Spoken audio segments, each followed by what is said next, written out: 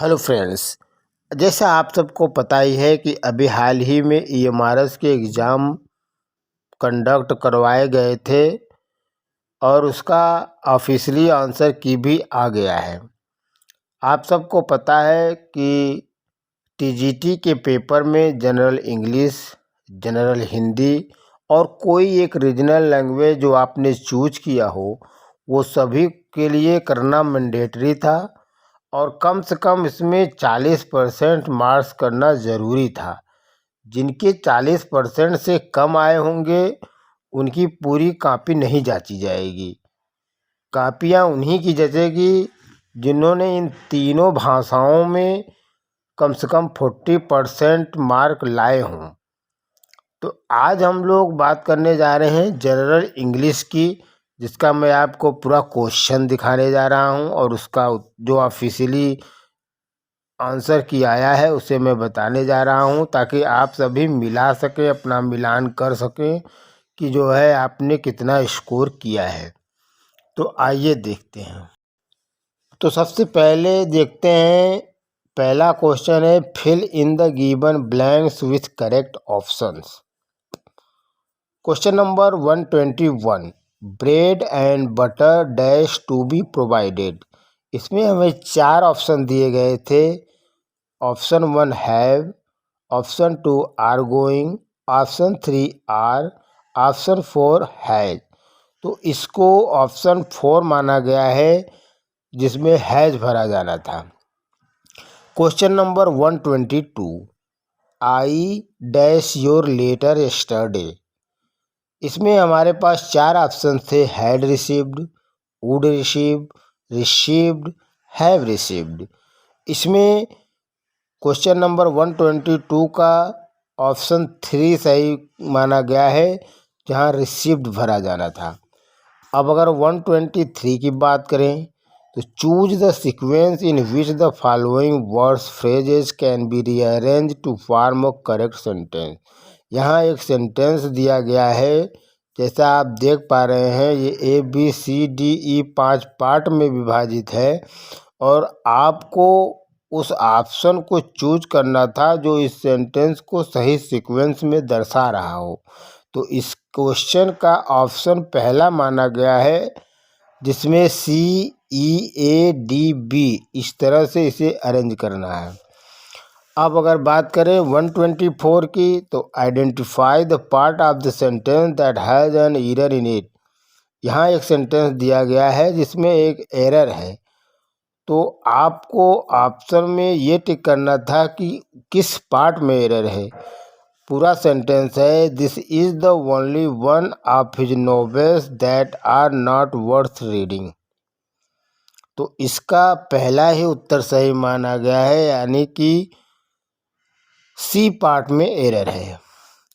अब अगर 125 की बात करें तो identify the tense in the given sentence. यहाँ आपको एक सेंटेंस दिया गया है और उसे आइडेंटिफाई करना था कि यह किस टेंस से है। सेंटेंस है, Ram should have gone to the market, और आपके ऑप्शंस थे future indefinite, present perfect, past indefinite, past perfect. तो इसका उत्तर सेकंड माना गया है, यानी कि यह प्रेजेंट परफेक्ट का टेंस है। Question number 126, choose the word nearly similar in meaning to the given one. करेज।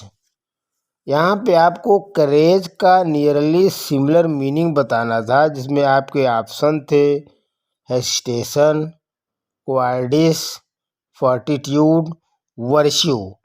तो इसमें 126 का तीसरा माना गया है, यानी कि फॉर्टिट्यूड। अब 127 की बात करें तो choose the option which nearly means the same as the underlined idiom. एक ईडियम दिया गया है, ही बिड्स फेयर टू रिबल his father as a lawyer. जहां आप देख पा रहे हैं कि बिड्स फेयर को अंडरलाइन किया गया है और इसका नियरली मीनिंग बताना था, जिसके 4 ऑप्शन हैं, trying very hard, seems likely, much opposed, not qualified. तो इसके ऑप्शन नंबर 2 को सही माना गया है, सीम्स लाइकली। अब अगर 128 की बात करें तो choose the word nearly opposite in meaning to the given one, damage. Damage का अपोजिट हमें देखना था, जिसमें 4 ऑप्शन दिए गए हैं और इसके पहले ऑप्शन को सही माना गया है, जो कि कंपनसेशन है। अब अगर 129 की बात करें तो choose the option in which voice in the given sentence has been change correctly. यहाँ एक सेंटेंस दिया गया है जिसको पैसिव वॉइस में बदले गए हैं, उसके 4 ऑप्शन दिए गए हैं। तो करेक्ट ऑप्शन को आपको चूज करना था। सेंटेंस है who is knocking at the door, जिसके पहले ऑप्शन को सही माना गया है, by whom is the door being knocked at. अब 130 को देखते हैं, जो कि जनरल इंग्लिश का ये लास्ट क्वेश्चन है। Fill in the blank in the given sentence by choosing one of the given options. यहाँ एक जो है सेंटेंस दिया गया है, copper is dash useful metal. तो इस डैश के स्थान पे आपको चूज करना था कि कौन सा आर्टिकल भरा जाना है, जिसमें ऑप्शन नंबर 1 था द, 2 था नो आर्टिकल, 3 था ए, 4 था एन। तो यहाँ पर 130 का 3 सही माना गया है, जिसमें ए भरा जाना था। तो बने रहिए इसी तरह से हमारे साथ। मिलते हैं अगले वीडियो में जनरल हिंदी के साथ।